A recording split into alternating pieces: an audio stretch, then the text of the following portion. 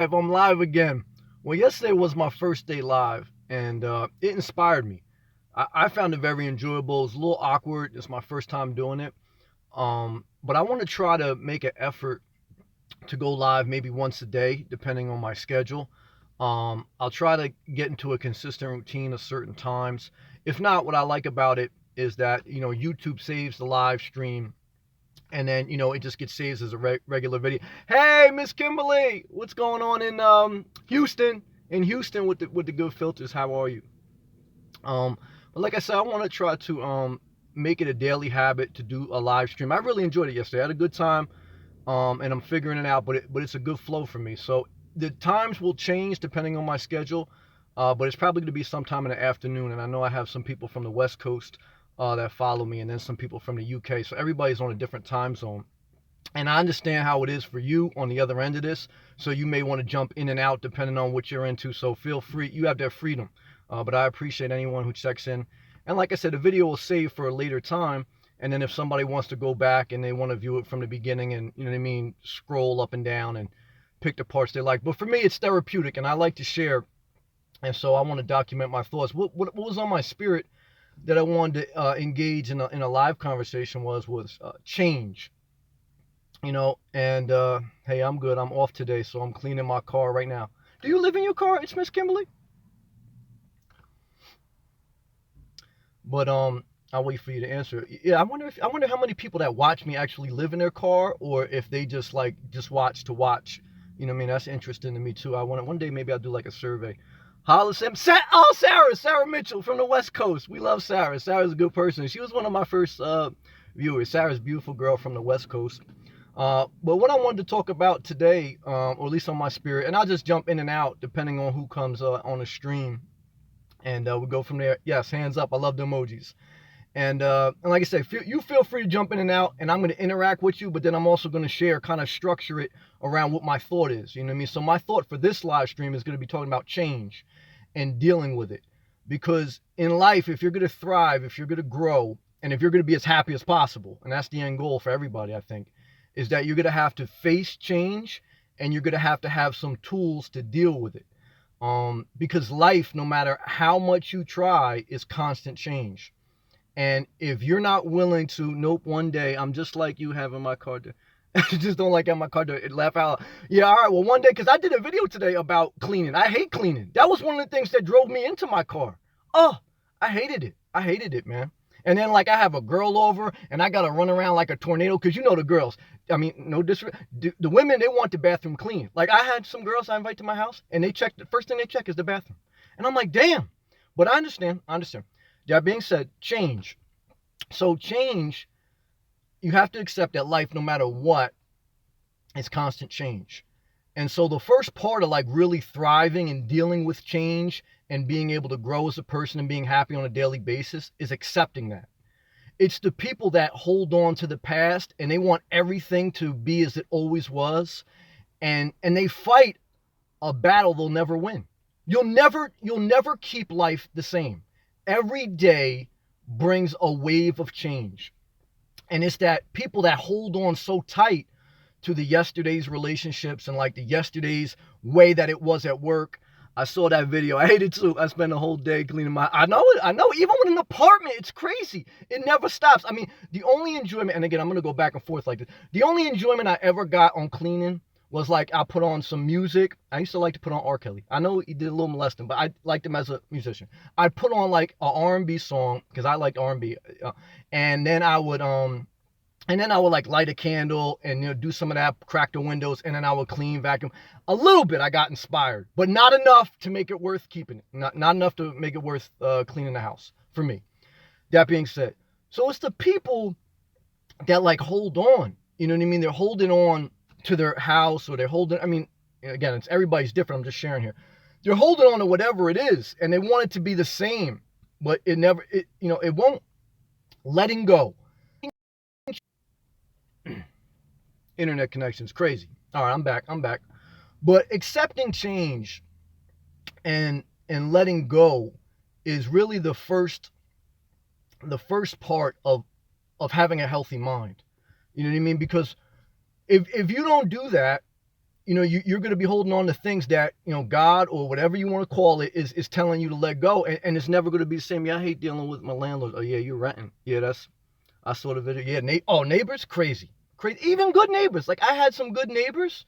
And it's like, if, when I had a condo, I had somebody live below me. It was just like a 2-story unit. And once in a while, there'd be a leak or something. And I was blessed with good neighbors. But then, like, like I said, calling them up and telling them and dealing with it together, just a disaster. And plus, you guys know me by now. Like, I like to be single and I don't like to deal with too much drama. But when you're in an apartment or in a condo or some type of an adjoining building, you're married. You're married. It may not be like, you know what I mean, like in your face marriage, but it's a loose marriage and you can't get around that. And I like being by myself for the most part. I like connecting this, but let's be honest. I mean, if I'm being honest with you, I don't want to bullshit you. The reason I like this is because I'm able to connect with you guys. You guys are able to connect with me. But at the same time, anytime you want, just like you guys, you jump in and out. You say, I don't want to hear him talk anymore. You're out. You're out. That's it. There's no commitment. Me, like if I want to stop Zooming, I just hit finish. Like that's the type of relationship I like. I'm gonna be honest with you. That being said, change. And I was with my mother the other day. And she's at the point in her life where she's older. And she has to really consider what she's going to do long term. And, it was, neighbor always sucks most of the time. Yeah, M. Vigo, God bless, man. Oh, Linda, what's going on? Hey, glad you're here. Hey, I'm glad to see you. I love the icon with you got to stay strong. You got to stay strong. And my mom is dealing with, like, with her. It's hard for her to figure out, you know what I mean, selling the property and where she's going to stay long term. Now she's almost 70. One of the things that she's struggling with the most is just the fact that she knows she's going to have to change her license again. Like, that's holding her back. And that's because that whole process, she's saying the license, but it's the whole process of change. You know that to change, like I knew to sell my house, there's a whole process. There's a whole wave. First you list it, then you got to go through, you know what I mean, the contract negotiation, then you got to go through inspection. And it's so overwhelming. That's what the problem with change. Change is so overwhelming. The only way to make progress and to push forward is to take it one step at a time. That's the next step. So first you have to accept it. That change is always going to happen. It's a constant thing. Next, you got to let go. You can't hold on to what was beautiful yesterday. And I know I'm jumping in, and people would rather sit in misery than go on pain and loss. Sarah, that's true. That's true. When I was chopping it up with my mom, some people don't like change. I was in the military, so change is nothing from, I think bear with me, guys. I just had a bad connection over there, so I'm just moving to a different area. That's all that is, but we're going to chop it up in a minute here. I just keep it going. Very hard for moms. Yeah, the older you get, the harder it is for change. There's no doubt about that. I definitely agree with that, Linda. But it's like, you know what I mean? Like Sarah was saying too, like misery loves company to some extent. Like my mom and my sister, they'll fight. They still live with each other. But my boy Dario, he has surgery today. He texts me. God bless you, Dario. I don't know if you're watching, Dario, but you know I love him, man. God bless you. That's my friend, good guy. What's up, no man? Non-consent. My father said the only thing you can count on is change. That's right. That's wisdom. Non-consent. That's wisdom. And yeah, like I was saying too, a friend that I work with, he was just texting me, so I saw that come up on the stream. He just had knee surgery today, so I'm sure he's dealing with change. He had a torn ACL and torn meniscus, so that's tough to change, and deal with all that. But back to like kind of I was saying with my mom, she was going through. Her and my sister live together. They fight like cats and dogs sometimes. They love each other, so I'm not disrespecting them. They love each other. But like then they go apart, like my sister will go away for a couple of days, and then they're not happy being by themselves. And that's why I say, like, I've come to learn that some people say they want to be by themselves, but they're by themselves for a couple of days and they're miserable. Because they almost want somebody else to be miserable with them, so it gives them something to say, well, this is why I'm miserable. You know what I'm saying? So, because you really have to, I don't know, it's tough. It's tough when you're older. It's tough as a parent or someone's JPM Lawn Care. Yes, a lot of changes at work coming. I needed this today. God bless you. I appreciate you, JPM. You're always checking in on me. I appreciate that. And I think that was Goon Loso too. Now we're up to 10. It goes in and out. But yeah, change is definitely at work. I face that too. Now I do some work remotely for like half the week. Then the other part of the week I have to go in the office. So that that, you know what I mean? But I deal with that too, you know, with mergers and things like that. And every couple years, the way I get through that, because I've been through a couple mergers and then the company changes, and you know, the way you get through that is policy is always going to change, right? So if you're at your job, my son is 33 and I'm 54, he will not move out. He's changed. God bless you. Linda, God bless. I hear that. You know what got me to move out? I'm going to tell you what got me to move out. I moved out when I was 23 years old. Dating a chick, dating a girl. And when I was dating her, you know, I felt like I had to have my own place. And there was a movie about that, I think with Sarah Jessica Parker, the girl who did Sex in the City, where she was like hired by parents to like date their sons, this one guy, to get him out of the house. So not that I want you to do that, but that was what it was for me, and I saw a movie about that. But no doubt, change is hard with work too. But policy always is going to change. Management is always going to change. It's like a 2-3 year cycle max. In today's society, the way business cycles are, you have to accept, in most cases, unless you're in like an exceptional, like stable job, such as like a teacher, you know what I mean, things like that. Those are like, you know, steady jobs that not much change to them. But if you're in the private sector, you have to accept that every couple years there's going to be management change, there's going to be policy and compliance, and there's going to be mergers and acquisitions. And no doubt about that. And I don't think that'll end anytime soon. That's just the economy we're in. And I think that's part of wisdom, living an efficient life, downsized life. You're not stressing about it. The less bills you have, I mean, none of us want to lose a job, because like I've made in various videos, you need that steady income stream coming. Don't let anybody out there mislead you. You need that. You know what I mean? And so even if you're going to do like investments or something, you can't bank on that. And if anybody tells you can bank on that, they're lying to you. They're deceiving you. You know what I mean? I mean, you take a level of risk with that. So to have a job, steady income, is something that you need to thrive. But when you downsize your life, at least it's less stress on you. Because part of change and why people can't do change is very stressful. It's very stressful to go into the unknown. We're so conditioned for routines that you knock somebody out of their routine, you knock the average person out of their routine, all hell breaks loose. All hell breaks loose. And almost like a baby, like you know, like when you had a baby, or if you're ever familiar with like that daycare system, like when you're a senior, you go into certain daycare facilities, and the whole purpose, really the value of a senior facility is they structure a routine for the seniors. And that keeps basically the peace, and it keeps the cycle going. Same thing with a baby. I mean, you know, I never had a baby, but I've seen a lot of people with them. Thank God I never had a baby. And they, you know, the whole thing with that is you try to get them on a routine. You know what I mean? And then I had a dog, and it was the same thing. Like my dog, like when I had to go to work a lot more on site when I had my dog, and like I had to get her on a routine. And in the beginning, it was very hard because she wasn't used to me not being home. You know, so there was a challenge there. You know, we're people are routine based. We're habitual people. We like our habits. We like our routine. We like our constant. You know what I mean? You know, we like our Starbucks at this time. I just started my own business a few months ago, but I have a job because it's steady. We all need money. There's no doubt about that, Miss Kimberly. I own two different businesses. I own an electrical contracting business, and then I had a private nonprofit. What I can tell you with that is the same thing. It's like this. You can't bank on it, at least for the first 3 to 5 years. You won't be able to net average out what you can expect until 3 to 5 years. And that's why most businesses close after 3 to 5 years, because then they say, oh shit, I'm not going to be able to do it. But so that's wisdom to start your business when you have a current job. The only problem with that, here's what I learned, it's Miss Kimberly with the good filters, is that you're going to burn yourself out. That's what I did. You're going to burn yourself out because you know you can't love two things, or you can't serve two things, however you want to put it. I agree. Yeah, that's right.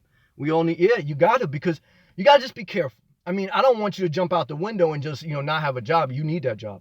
But you just have to be mindful of, because you're going to have to allocate and dedicate certain time to your personal job, to your personal business, and into your personal job, because you got to respect that without your priority, without your main job, you wouldn't be able to do shit. So, you know what I mean? So you got to put that as priority one. Then you're not putting your business as priority one, you're putting it as two. So it's going to suffer a little bit. And then you got to find you time, because you can't live your life without you time.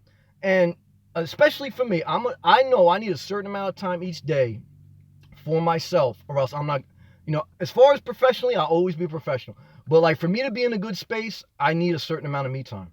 And so you're going to have to balance that. It's Miss Kimberly. That's what I learned, and that's why I stopped. I do think about that. So that's why I'm making time for myself. Well, that start there. because you are your number one priority. Because if you're not in a good space, you're not going to be a good employee to your primary company that you work for, and you're not going to be a good business owner to the customers that you're serving, whatever you do. So that is number one priority. Number one priority is make sure you're in a good space, mind, body, soul. That matters.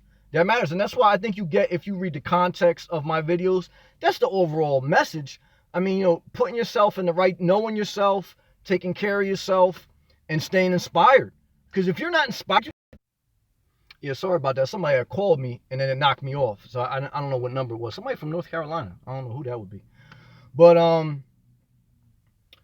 so yeah, I mean that's a challenge. It's Miss Kimberly, and I would say anybody out there thinking about starting their own business, your biggest challenge is, Linda, I'm going to be in my van because my son will not get out. Hates change. Well, I hear that. Non-constant is right. Change is where my tongue. Yeah, I hear that. I do full body waxing. Full body waxing. Anybody needs full body waxing, you check out It's Miss Kimberly in Houston. All right? Respect that, Miss Kimberly. Keep pushing forward. I mean, if that's your inspiration, it's Miss Kimberly, you can do that. See, the good thing about something like that, cosmetic, where like wax or something, you should have low overhead. I mean, your biggest recurring cost is probably going to be if you're renting out a facility. Outside of that, you don't have many materials. I wouldn't think that, you're really going to have to upfront a lot of costs, so you shouldn't have to take out like a lot of debt, and you shouldn't have a lot hanging on.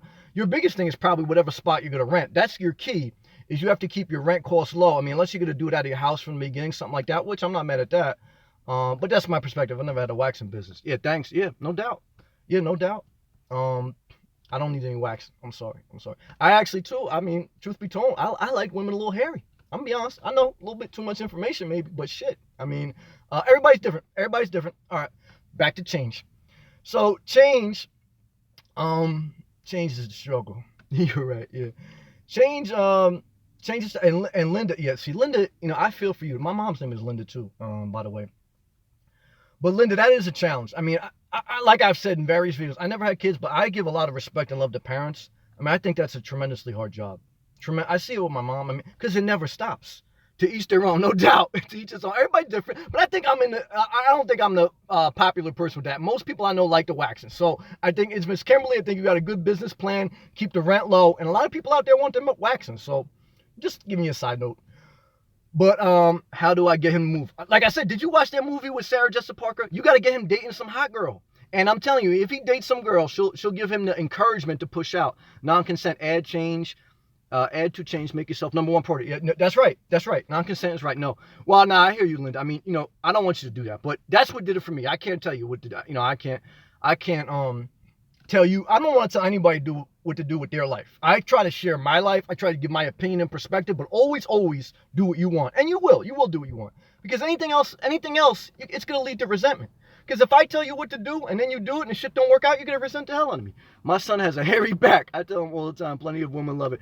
Well, yes. Well, now, truth be told, I would shave my back. I would. I mean, for me, I even shave my chest and stuff in the summer. Like, I keep myself, as far as my chest and stuff, I do clean it. I know some women like it hairy, but I guess, I don't know. But I have a lot of tattoos. Like, I'm all tatted up. So I try to, like, keep everything clean. But it's like the opposite with women. I don't like women with tattoos, and I like them a little hairy. So it's weird. I don't know. It's weird. Everybody's different. At the end of the day, like my circle says, you got to be you. You want to be hairy? Be you. You want to be clean? Be you. Old. I wish likes men, I think, old. I don't understand. Old. I missed you on that, Linda. I don't know. Maybe I had a lag. But there's no doubt about it that, I mean, for a parent, Linda, for everybody going through change. But you have to accept change. You have to adapt it. You got to take the next step. Because the shit's not going to get better. It's not going to get better if you just sit there. I know it's mentally hard. And I know sometimes I get like a little bit of pushback that people say, Sam, you act like it's easy. But for me, it's hard. I respect that. Change is not easy. And then when you're in a relationship or when you have kids, you're pulling somebody else along with you. Women always give men a push. Some women won't tolerate certain things. That's true. No, it's Miss Kimberly. That's true. I mean, like I said, not that even the girl that inspired me to move out, she didn't really even push me because we weren't even that serious. But it just inspired me. Like, you know what I mean? Because I wanted to show I had my own, and I wanted to, et cetera, and like kind of play house with her. So I don't know. I mean, there's no one answer for everything because I can't speak for Linda's son. I don't know his personality. We are all different. And, all I can say, I don't know, Linda. It's hard for a mother. It really is. I have compassion. I think he likes guys older. I think he likes guys old. You're not. Yeah, I mean, whatever his preference is. I mean, everyone's different. You know what I mean? So that's what I meant. Inspired. Yeah, I hear you, Miss Kim.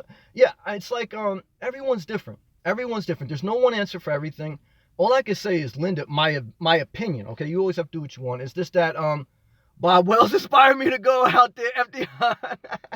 Now, because I know Bob Wells, look, man, damn, I saw his new video this morning. I said I should never put that updated list that he's still number 2. He did like a review on like a cell phone booster, and he was looking like, he looked suspect. I mean, I watched the new Nomadic Fanatic one today. I got a death threat yesterday. Well, not a death threat, but somebody gave me a private message. And on the low, like a private message says, Sam, just a heads up, you were on like a troll site because like I named Nomadic Fanatic number 1, and I'm just giving you a heads up. He basically said, look, I'm a troll too, but I respect you. You know what I'm saying? And I'm like I appreciate him giving me a heads up. So love and respect you. I don't want to say his name because he didn't want to say his name, but. I can't believe people out there. I mean, look, Nomadic Fanatic, he may be a fraud. He may be a whatever. I don't know. Like I said, I don't know the man's character. But these troll people out of control. I mean, you think I'm scared of troll? I mean, come on. Come on. Please. I mean, God forbid. These guys are crazy out there. I mean, I see how like they stalked that one guy. Listen to Bob Wells. Yeah, I don't know. Bob Wells, I mean, he's helped a lot of people. He's helped me. Like, I always try to be fair. I mean, I joke around a little bit. But, I don't know. You gotta just, like I said, even with me. Like, you gotta take everybody. Get what you can get from them. God will put different things inside different people that will inspire you, that'll help things click. But you can't put anybody on a pedestal. Whether it's Bob Wells, whether it's, your child, whether it's a lover, that's what you have to do you. At a certain point in life, as long as you're not their caretaker, somebody's WhatsApping me. As long as you're not their caretaker, as long as they're an adult, I'll say it like that. You gotta take care of you. Because if you don't I see that with my mother and sister. If you don't take care of you, they're going to be miserable and you're going to be miserable. You don't make an adult happy by babying them. So in my opinion, to any adult, after a child has raised a certain age, help them to be self-sufficient, but they got to be helping themselves. I mean, they got to have a job. They got to be doing their thing. You know what I mean? Whatever. God will put you where you have to be. That's true. No, I definitely believe faith is a huge part of my life. Like I always tell people, I mean, guys, and I respect, I got a lot of good people out there, atheists, but faith for me, huge part. I mean, I don't know how you get through this world without faith. I thank God for faith. I mean, but I'm not going to lie. Let me get a flat tire and break my phone. I'll start cursing this world. I mean, I'm honest too. We can all be humbled. We can all be at Job's point. I mean, Job could only take so much too. So there's a level of humility even in faith. Like if enough bad shit goes wrong, we'll all curse God. And it's true. That's what happened with Job. That's what I got from reading the book of Job. So never forget that too. I said that in humility. You know what I mean? So, yeah, I mean, change is constant, man. It's a constant flow. And whether it's with a relationship, whether it's with your house, whether it's with your job, it's right now. I'm sorry about that, guys. I get different calls. I'm trying to figure out who's who. A lot of different things on my screen. I got people WhatsApping me and calling me. I'm trying to be respectful of everybody. I'll have to call them back. But I don't know. It's not easy. Work related, you know what I mean, for JPM Lawn Care, I understand that. It's not easy. For relationships. And, I don't know. You have to figure out what works for you. But as long as you're not hurting anybody, you have to understand that, you have to have boundaries. That's number one. That's what I would say to anybody. You have to have boundaries. You have to have the freedom to be you. Use your own discernment to take the correct methods for your personal spiritual change. No doubt. Non-consent. I totally agree with that. That's definitely wisdom. You have to discern, meaning you have to filter out, is this a bunch of BS or is this for me? And that's an individual choice. Tomorrow's World, One World, tomorrowsworld.org. Yeah, I don't know that. But yeah, no, it's no doubt. You have to, everything in life. Because even good teachers that I had spiritually, like, you know what I mean? I ended up resenting some of them because I said, oh shit, some of that I felt like they led me astray. But also they gave me some great insights on spiritual teaching. So you do learn that you have to, get your own personal discernment and decide what works for you and what doesn't. Because you're going to find out, now just talking like in the spiritual world, you're going to find out that two people can read the same exact thing and interpret it different. And there's no way around that. So, trying to say that this is how you have to think is dangerous because it's like an abstract, it's abstract. There's not, knowledge in one sense is elusive. Like, it's not like one set thing. Yeah, so true. But we go from there. Like I said, my main thing on my spirit was I just wanted to talk on the word change. You know, whether you're facing change at your job, change in your relationships, change in your living circumstances. Um, it's constant. You have to accept. You have to learn to let go. Is hard. When I sold my house, I didn't really realize I was never a hoarder or anything like that. But I had like some clothes and stuff in my closet that I really never used and stuff. Throwing them out was very hard, very hard, and that's part of change. Letting go. That's what I'm talking about. So now, like I see, like when I meet some people and they say, yeah, I'm looking to downsize too. They may not be downsizing in their car, but they're looking to downsize. And the biggest challenge they face is they can't, your whole life you spend time acquiring things. And then to say at a certain point, it sounds good. It sounds sexy as hell to live a downsized, simple life. Everybody loves that. That's why that tiny home show is a go. That's why people love Bob Wells. I mean, guy ain't really talking about much. That's why people love the idea of living a downsized, simple life. But to get from the idea to the actual event is a huge amount of pain. And that pain comes from a huge amount of change. And a huge amount of that change comes from letting go of everything you acquired up to that point. And that's very hard. That's why storage units are booming. You know, that's why everybody and their mother pretty much has a storage unit, because you got too much. And I think a storage unit is a sign that somebody's not ready to change. Because I think one sign that shows that you aren't at the place mentally, and it's not easy, so I don't say this in judgment. One sign that will show that you aren't at a place mentally where you're ready for change is when you have stuff that you're still holding on to. There's no way to change and still hold on to what was. It's impossible. It's impossible. And that's why there's so much anxiety and depression. Because in one hand, you're reaching out to your destiny. In the other hand, you have all this that you acquired, and there's no way you can grab hold of your destiny with the other stuff. You got to totally let that go and be scared and then push forward and grab onto it. That's a challenge. That's a huge challenge. And you do need faith for that. You know, you need a lot of things. You need grace. You need God's grace for that, because I tell you, I mean, that's what got me through. So those are some of my core thoughts on it. And I appreciate everybody checking in. And like I said, I want to try to do these live things maybe once a day. Amen. Yes, I have to make me happy. But letting go of my old ex, he is 68. That's hard. And kid is 33. Don't know how to get there. I hear Linda. Yeah, I couldn't even tell you. Amen. I mean, I'm praying for God's grace. I'm glad just by sharing that, I think, Linda, you take the next step. You know, I was watching the Kardashians last night, and I know it's a little crazy. I know. But one thing that I saw on there was like, I don't know if it was a repeat or whatever, but it was like, because it was a clip of it. It was a clip of Kourtney Kardashian at like the Planned Parenthood or something. And I think she strings along Scott or whatever. But she had to write on the wall what she felt she deserved in a healthy relationship. And she like struggled to write it. I mean, you know, she knows what she's doing. But either way, the message was the first step to knowing where you want to be, or to claiming where you want to be, is you have to be willing to write it and say it.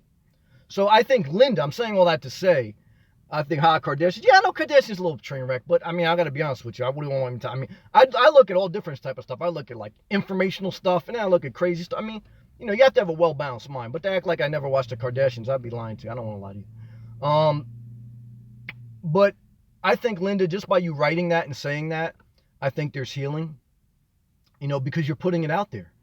That, you know, I'm struggling with this. You know, like when I went to, you know, dealing with different people in my childhood that were addicted. When I would go to AA meetings, that's the first step, is to stand up, to say what your problem is. And that what that does, I mean, doesn't get you to the home base, but what it does is starts the first step of shedding light on the problem. And so like Linda or whoever, like when you share your issues, you put light on it, and you put a demand on change. Now, it's not the end step. It's the first step. You understand what I'm saying? So it's like, you know, in AA or whatever, there was like 9 more steps. A lot of people get to the first step, and then they just keep going back and forth. It's hard to get to the last step. It's hard. And there's a lot of failure in between the first step and the last step. And that's just, in general, talking about life. Don't have to be about AA, but that's what AA is, right? I mean, like Alcohol Anonymous or whatever, you know, heroin or whatever type. Sorry about that, guys. I got booted off. But that's what it is. You know, AA or any type of alcohol or drug addiction I'm getting I'm getting all these different things. I'm gonna wrap it up in a little bit, but any type of an addiction, the AA means or whatever is what I was talking about, is that you are making a huge life change. And that's that whole structure process of Alcohol Anonymous or whatever, is that you're trying to change your habitual habits and you're trying to become a completely different person. And so they structure that change around 10 steps. But that's what they're trying to do. They're trying to convince somebody that change is worth it. And that's also part of, change, right? I mean, you have to get to the point in your life where you're not willing to be where you are anymore. And sometimes that takes a tremendous amount of pain for you to get totally disgusted with where you're at. Like I let myself go as far as eating when I was in my late 20s and I got like 350 pounds. And I said, shit, I can't live like this anymore. Struggling to put like my shoes on and stuff like that. And thank God I was able to rebound, because as you get older, it's harder. You have to get to a point like, where you're so disgusted where you're at. It's like, I gotta change. I gotta change.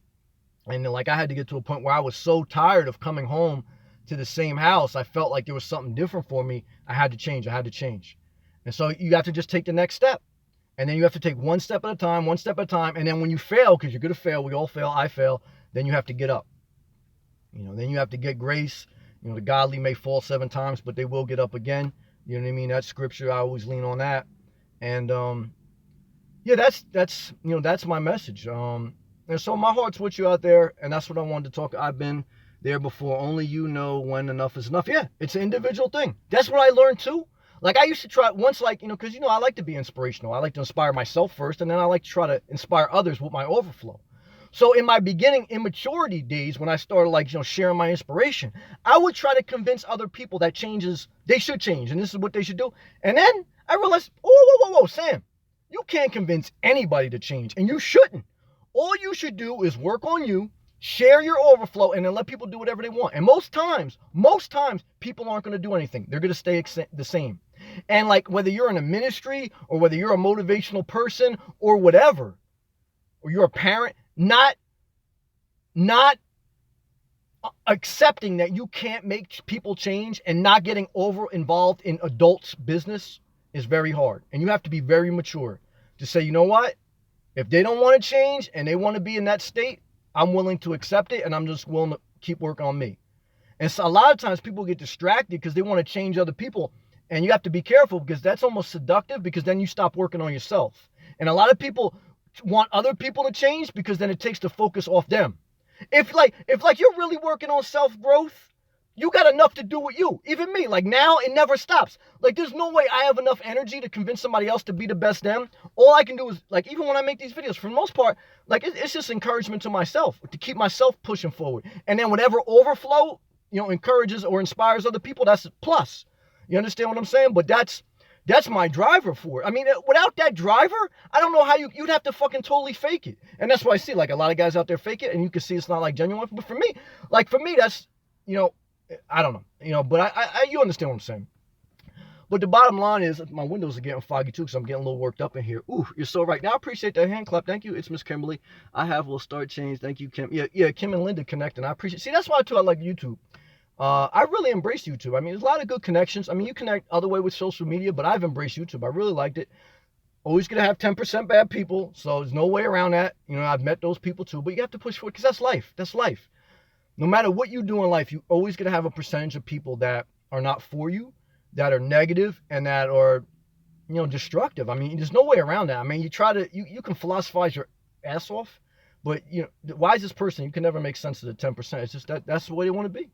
And because like me, like if I don't like somebody, like maybe once in a while I'll throw a dislike or I'll unsubscribe, and I'll still check in on once in a while. But after a while, I just let go of that shit. Like I don't want to be. If somebody doesn't inspire me anymore, I'm not gonna put any more energy into their life. But people can't let go. People make it their whole mission to bring somebody else down or to hurt somebody else, but that's another distraction because they don't want to work on their own life. I mean, I'm so busy. You know what I mean? Keeping myself going. Like I don't even have enough energy to mess with somebody else. This is me too. Enough is enough. My kid's 33. What a shame I have to go. Yeah. No, Linda, God bless, man. I'm getting ready to wrap it up too. I appreciate you, Linda. I appreciate everybody. It's Miss Kimberly, all those people that joined. It's love. I'll end on that because I got a couple texts and phone calls to get back to. But I appreciate everybody. I want to thank you. It's love and respect. I appreciate everyone adding their voice the comments and the likes. They mean something to me. I'm thankful for them. I appreciate you. I acknowledge you. Thank you for the interaction. Like I say, I'm going to try to do these live things. I can't say the exact time yet until I figure out how they'll fit my schedule. It'll be a little bit here and there. But like I say, they record, and then you can play them back whenever it works for you. And you can jump in and out at your convenience. You know what I mean? Because you have to do you. You have to live your life. Other than that, God bless. Stay inspired. Keep pushing forward.